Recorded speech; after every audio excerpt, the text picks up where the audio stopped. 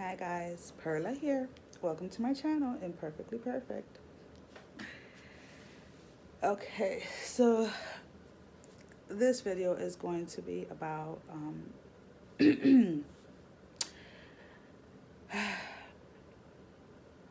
depression. So there is a high risk of patients with narcolepsy, with cataplexy, that are suicidal. And the reason for that is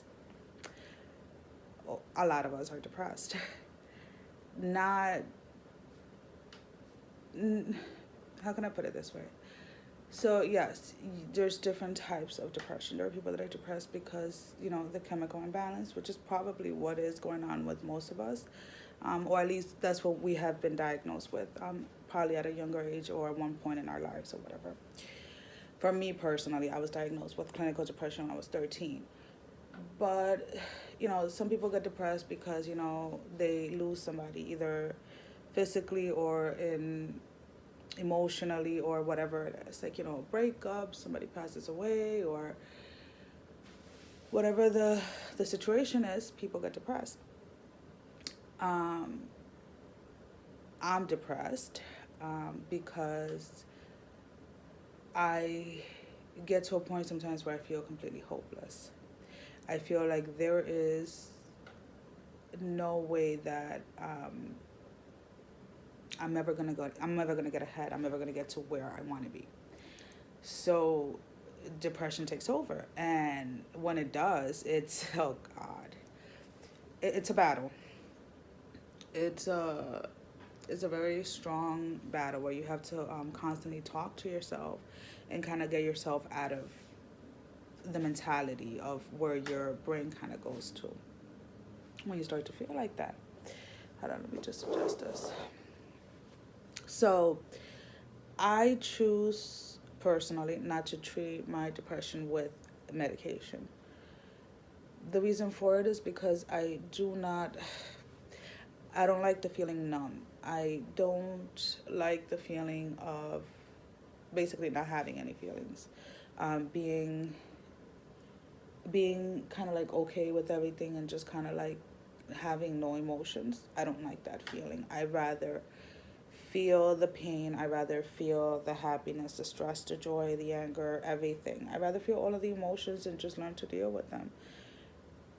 That's my personal choice. I'm not saying anything bad against people that do, take antidepressants. I've taken them on and off. I, you know, I kind of feel like more you have to become self-aware of where you are, like emotionally, and what's going on in your life, because I know that there will be times in the future where I might have to take them again. And I'm okay with that because I know that I can live without them. So to me, taking antidepressant is not so much of like a hopeless, like, oh my God, I can't live without these. It's more, it really depends on where my life is at the moment type of thing. Like if I have, depending on the stressors, I guess that I have in my life at the moment. But for the most part, I choose not to treat it. And if you know anybody that has depression, it can be very, very, very, very, um, can be very extreme. I mean, some people go, I would say, like, sometimes days where they don't shower and they don't do this and they don't do that. Personally, for me, my body starts to, I guess, manifest, or whatever word you want to use, pain. So I become chronic, like my body becomes basically just pure pain everywhere. Like there's not an inch of me that is not in pain. And when I get to that point, before I would just kind of at first, when it first started happening, I remember I would just tell myself, like, oh, it's okay, you just like overdid it this week, like, you just overworked out, overworked, overdid this, you overexerted yourself. And for so long, I just kept telling myself that, like, all you need is a little nap, all you need is a rest, all you need is, a couple of hours, all you need is this. And yes, part of it was that I needed to rest, but part of it also was that I wasn't dealing with the emotions of everything that was going on around. So trying to just, like, I know a lot of people probably say, like, oh my gosh, she all she thinks about is her narcolepsy. It's not that that's all I think about. It's like, you have to understand something. When you go your entire life feeling like you're completely different, and like the world just doesn't get you, because when you talk, it's like, what the heck is this girl saying? Like, is she like all of it up in the head or whatever? And, you know, finding out that there is a reason for the way that your body processes things mentally, physically, emotionally, that there is a reason for basically for everything, um, was it was a blessing, but at the moment I didn't see it like that. So when I was first diagnosed, I immediately was depressed. But I decided to ignore it, I used to say. So I dived into medications, and, I got this and I'm going to do this. And for almost about a year and a half, almost 2 years or whatever, that's exactly what I did. I did what I do best. When situations are bad, when circumstances are bad, when anything goes against me, when I feel like the world is against me, like, not the world, like, oh my god, they're coming for me, but like when I feel like I'm in this cycle of like bad luck or whatever you want to call it, I shut down emotionally, and it just becomes like an automatic thing. Like, I'm just gonna go, go, go, go, and I'm just not gonna allow myself to have the time to deal with whatever's going on. And that's what I did. And God, it was like the biggest mistake of my life, because when I had to stop working, when I was pulled out of work, then all of that I had been suppressing for like almost 2 years just came out. Now, when I get depressed, I go a little psycho. Not in the way like trying to hurt people. That's not what I mean. I start projects. Like projects.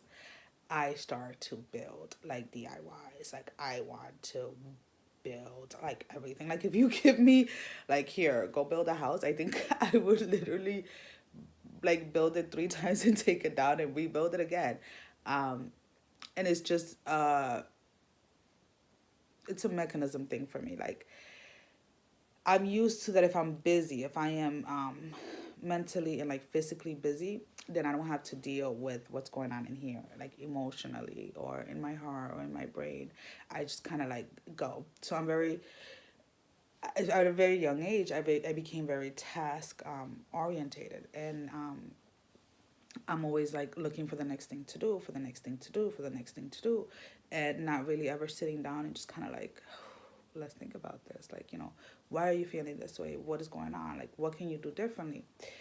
So the first few months after I stopped working, I kind of lost it. um, my house was in complete chaos. I kept reorganizing. I mean, I would wake up and go days where I would do nothing but just sit there, like, and just stare like at the wall, like, okay, like, I should be at work right now. Like, I shouldn't be here. Like, I need to go back to work. Like, what are they talking about?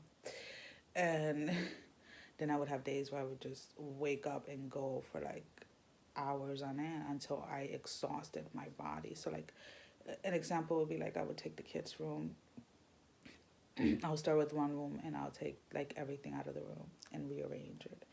I started painting, which was cool because then I got to paint the whole house, well, the whole apartment or whatever.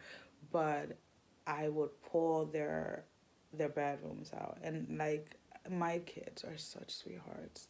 Like I feel so bad for them sometimes because they know that it's a way for me to deal with things like when I'm very very stressed. If you come to my house like on a weekly basis or whatever, and you see that I'm organizing like every other day, and I mean not like organizing like, oh, I'm gonna put some, or like redecorating, I'm gonna get some throw, no, it's like I'm gonna take the fabric off my couches and I'm gonna redo them. I'm gonna reupholster this. I'm gonna paint this. I'm gonna create this. I'm gonna build this bar. I'm gonna build this bench. I'm gonna do this. I'm gonna do that. And then I'll have like 7 or 8 multiple like projects going at the same time. And, you know, people just don't, it's hard for my family to understand. And it's just because I like to stay busy. I hate to feel like I'm not doing anything.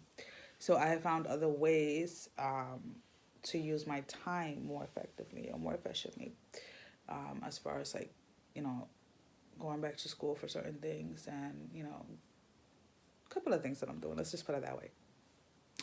But what I'm trying to say is like, I've been able to identify like when I start doing things like, okay, why are you doing this? Like, what are you trying to avoid um, in regards to your situation? And a lot of it is like when I get depressed. When I get depressed, I don't. To me, I'm Dominican, so in our culture for so long, depression is something that you just didn't get. I mean, excuse me, the mentality around it has changed a lot, but it was something that, when I was diagnosed at 13, it's like, what the heck you have to be depressed about? And, I was depressed, but I think it was more because it wasn't just depression that I was feeling. I was feeling a lot of other things, but that's what everybody focused on, anyways, when I went to see the doctors. But, oh God.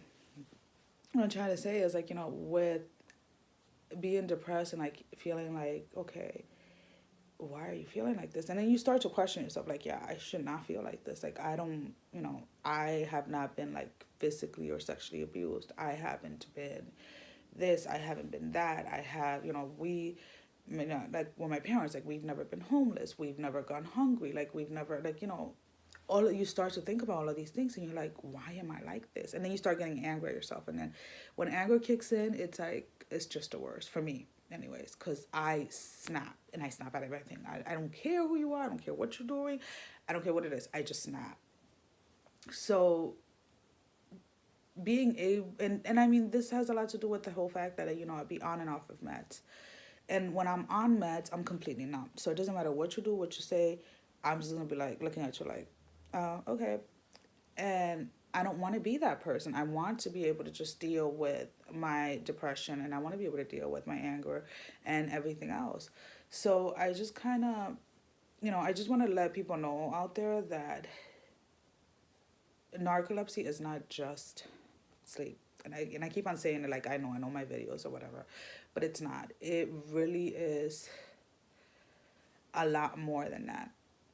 A lot of us do not fall asleep like during the middle of a conversation. I can hold the conversation with a person for a while, but it does manifest itself in other ways.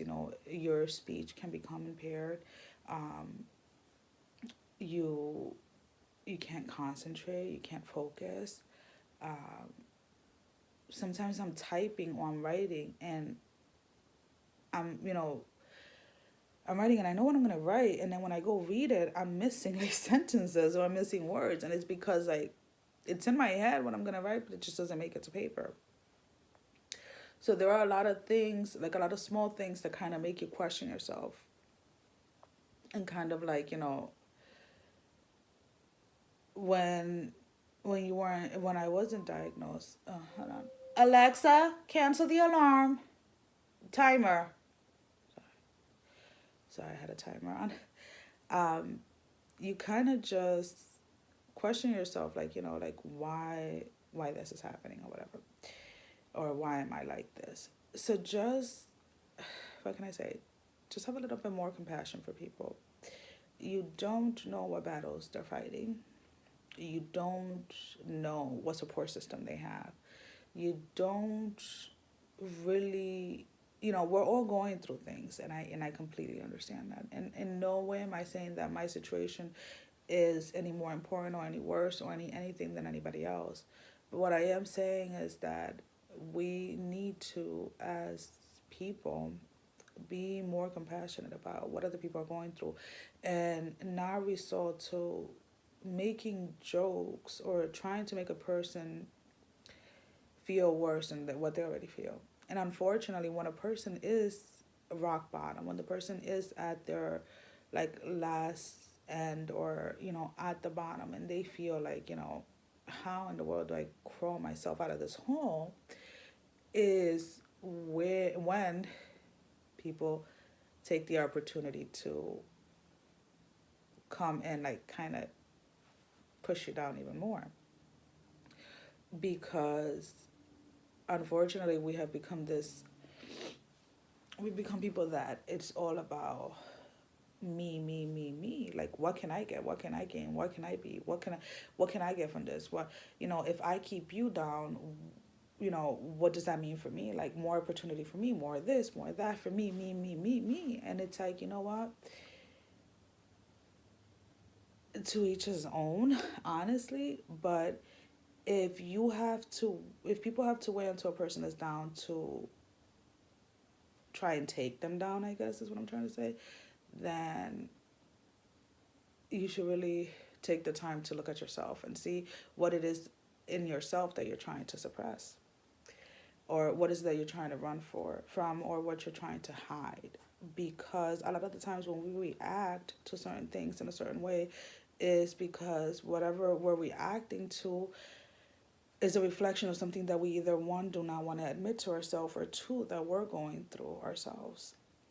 A lot of people, I've had people tell me, family members, friends, just people in general, that I'm a little crazy for doing this, but I don't think so. Like I said, this is something that I wanted to do for a while. I feel that some people just need to be called out on their bull. Your world revolves around you, but the world, meaning everybody else, does not revolve around you. So you need to understand that everything that you do, every action that you take, everything that you say to a person, every little thing, everything kind of like, everything is connected. So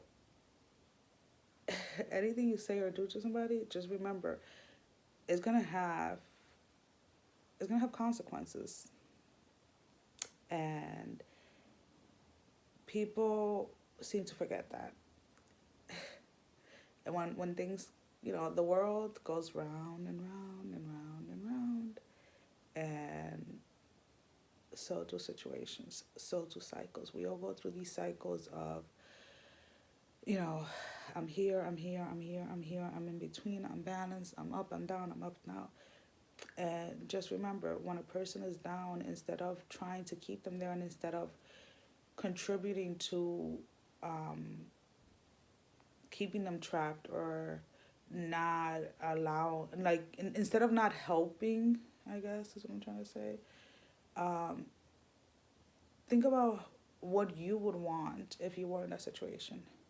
How would you want people to treat you? How would you want people to interpret what you're saying, or to understand you, or whatever it is that you want to gain out of whatever it is that you're doing?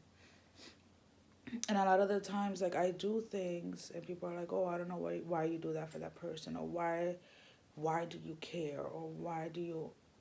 I'm not doing it to kiss ass. I'm not doing it to get people, like, to keep certain people in my life or anything like that. If there's anything that involves, like, if it's in any way that I can help somebody, I'm gonna do it. And I'm not gonna do it out of like, oh my God, look what I did.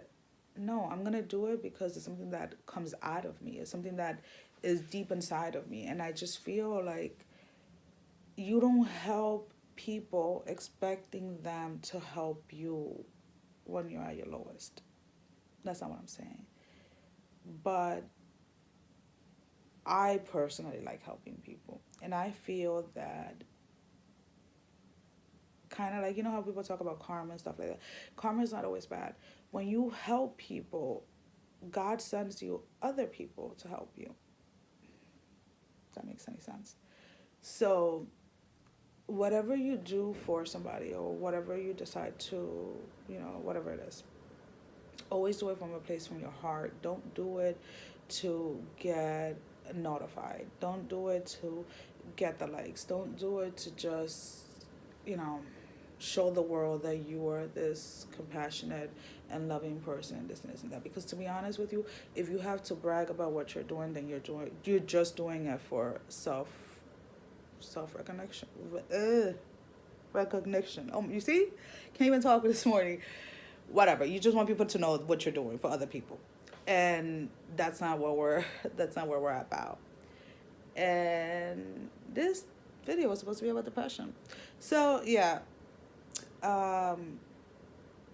I'm depressed, and I'm depressed in general. And like, I'm not saying like, oh my God, I just consider you. No, I'm like, just talking about like in general, like as far as like, I have days where literally like I'll be in bed, I'm like, what the fuck? Like, I just want to freaking die.